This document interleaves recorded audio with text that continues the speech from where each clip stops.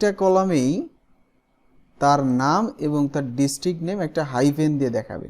ওকে, তো আমরা মূলত এই কাজটাই করতে চাচ্ছি। অনেক সময় এটা প্রয়োজন হয়। কোন ক্ষেত্রে প্রয়োজন হয়?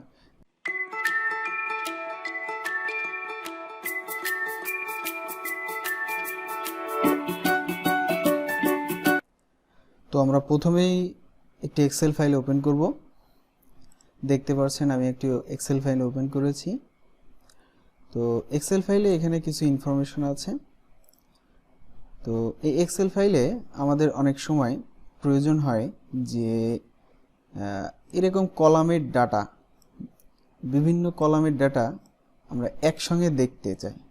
যেমন একটি কলামেই দুইটা কলামের ডাটা একটি কলামে দেখতে চাই। বিষয়টা এইরকম, দেখেন এখানে 8 নম্বর সিরিয়ালে যে আব্দুল মতিন, তার ডিস্ট্রিক্ট হচ্ছে খুলনা। তো আমি চাচ্ছি যে একটা কলামেই তার নাম এবং তার ডিস্ট্রিক্ট নেম একটা হাইফেন দিয়ে দেখাবে। ওকে, তো আমরা মূলত এই কাজটাই করতে চাচ্ছি। অনেক সময় এটা প্রয়োজন হয়। কোন ক্ষেত্রে প্রয়োজন হয়?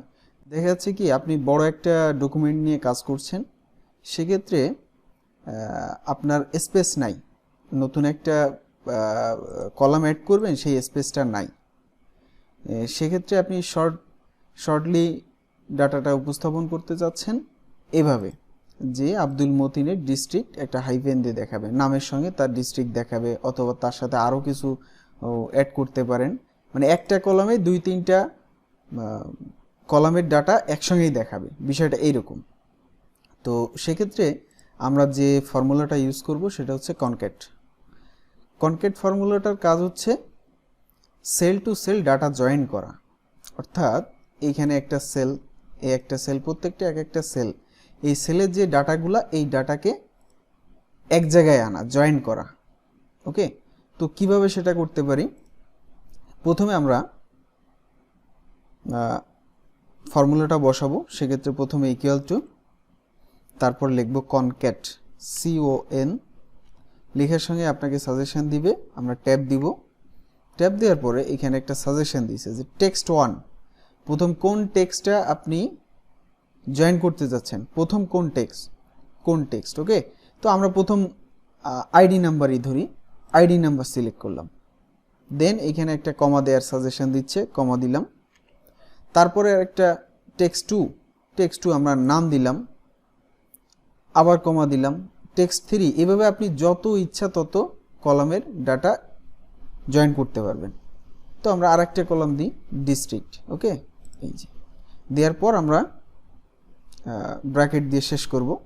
দেওয়ার পর দেখেন এখানে চলে আসছে। তো প্রথমে আইডি নাম্বার আসছে 2829, তারপর আসছে নাম, তারপর আসছে খুলনা। তো এখন আপনি চাচ্ছেন যে প্রত্যেকটার ডাটার ক্ষেত্রে মাঝখানে একটা হাইফেন অ্যাড করতে। এই যেমন আমি এখানে একটা হাইফেন অ্যাড করছি। তো সেক্ষেত্রে কি করবেন? এই যে এর ফর্মুলার, এখানে ফর্মুলা বারে আমি যাব, যে এই যে কমার পাশে আমি কার্সরটা রাখবো, তারপরে ডাবল কোটেশন দিব। ডাবল কোটেশন দেওয়ার পরে আবার একটা কমা দিব।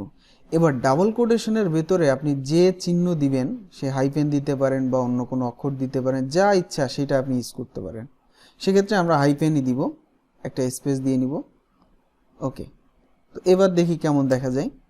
এই যে দেখেন আইডির উপর একটা হাইফেন হয়ে গেছে, হাইফেনের পরে নাম আসছে। এবার নামের পাশে একটা হাইফেন দিতে চাচ্ছি, সেক্ষেত্রে কি করব? আবারও নামের, অর্থাৎ C9 হচ্ছে, এই যে C9 হচ্ছে নাম। এই নামের ক্ষেত্রে নামের পরে দিব, অর্থাৎ নামের পর আবার কার্সর নিব, আবার ডাবল কোটেশন দিব, একটা কমা দিয়ে শেষ করব। এবার ডাবল কোটেশনের ভিতর আবার হাইফেন দিব। ওকে, এবার আবার ইন্টার দিব, দিলে এবার দেখেন একটা কলামেই এই 3টা কলামের ডাটা একটা সেলেই দেখা যাচ্ছে। এটাকে প্রোগ্রামিং ল্যাঙ্গুয়েজের ভাষায় বলা হয় অ্যাপেন্ড করা, যে 2-3টা ডাটা এক জায়গায় করা, এটাকে বলে অ্যাপেন্ড করা। ওকে, তো এটা আসলে খুব রেয়ার লাগে, তারপরেও অনেকের যে কোনো সময় লাগতে পারে। এই জন্যই মূলত ভিডিওটি বানানো। যদি বছরে একদিনও লাগে সেটাই আসলে উপকার হবে। তো এই ক্ষেত্রে আরেকটা বিষয় হচ্ছে যে আমরা এই যে একটা সেলের ভেতরে 3টা সেলের ডাটা পেয়ে গেলাম। তো সেক্ষেত্রে এবার আপনি দেখাচ্ছে এটা তো সূত্র মূলত, তাই না? তো আপনি চাচ্ছেন যে এটা অন্য আরেকটা শিটে বসাবেন, মানে সাজাতে চাচ্ছেন। আমি কপি করলাম, অন্য একটা শিটে পেস্ট করতে যাচ্ছেন, সেক্ষেত্রে কেমন দেখাবে? আমি শিট 3-তে পেস্ট করলাম। দেখেন শিট 3-তে পেস্ট করলে এখানে কিন্তু শুধুমাত্র সূত্র আসছে, তাই না? সূত্র আসছে, কিন্তু এখানে কিন্তু আমাদের নামটা শো করতেছে না।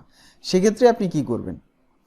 আপনি আবারও কপি করলেন, কপি করে এই ক্ষেত্রে পেস্ট করার পূর্বে খেয়াল রাখবেন পেস্ট করবেন পেস্ট স্পেশাল নামে একটা অপশন আছে।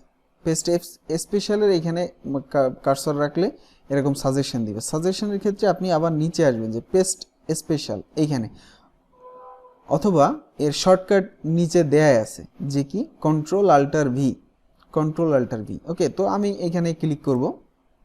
ক্লিক করার পরে এই যে একটা অপশন মেনু বার আসলো, এখানে এসে এই যে এখানে দেখেন all formulas, values, format, comments, validation, এইখান থেকে আমরা ভ্যালুজে ক্লিক করব। ভ্যালুজে ক্লিক করে ওকে দিব। দেখেন এবার কিন্তু এইটা এরপরে এই করলে দেখেন এটা কিন্তু একটা টেক্সট আকারেই পেস্ট হয়েছে। এটাকে নিয়ে আপনি এবার যেভাবে ইচ্ছা সেভাবে সাজাতে পারেন। তো আচ্ছা, যদি এবার আমরা এরকম মনে করি যে না, আমরা তো এখানে একটা ডাটা নিয়েই কাজ করছি, সেক্ষেত্রে আমরা প্রত্যেকটা এখানে যত ডাটা থাকবে প্রত্যেকটা ডাটার অ্যাপেন্ড করতে যাচ্ছি, সেক্ষেত্রে আমরা কি করব? আমরা এখানে সূত্রটা বসাই, তাহলে সুবিধা হবে। আবারও আমরা কনক্যাট করব, CON কনক্যাট text1 কমা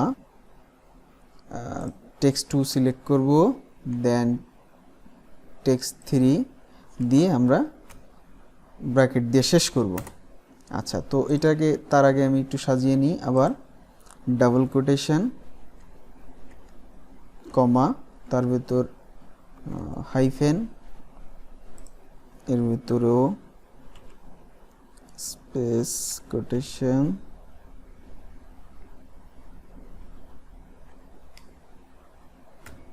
ওকে। এই যে দেখেন এইখানে ডাটাটা পুরো চলে আসছে এইখানে। তো আমরা এবার কি করতে পারি? এটাকে টান দিলে প্রত্যেকটা ডাটার রো অটো সবকটা অ্যাড হয়ে যাবে, দেখছেন? এবার প্রত্যেকটাই ডাটাই যদি আমরা আবার সেই কপি করে পেস্ট করতে চাই, সেক্ষেত্রে কি করতে হবে? পেস্টে যে পেস্ট স্পেশাল, স্পেশালে যে আবারও পেস্ট স্পেশাল, সেক্ষেত্রে ভ্যালু চিহ্নাই দিতে হবে। ওকে, এবার দেখেন সব ডাটা চলে আসছে একসঙ্গে। এবার আপনার যেভাবে ইচ্ছা সেভাবে সাজাইতে পারেন। ওকে, তো এই ছিল আজকের এই ভিডিও।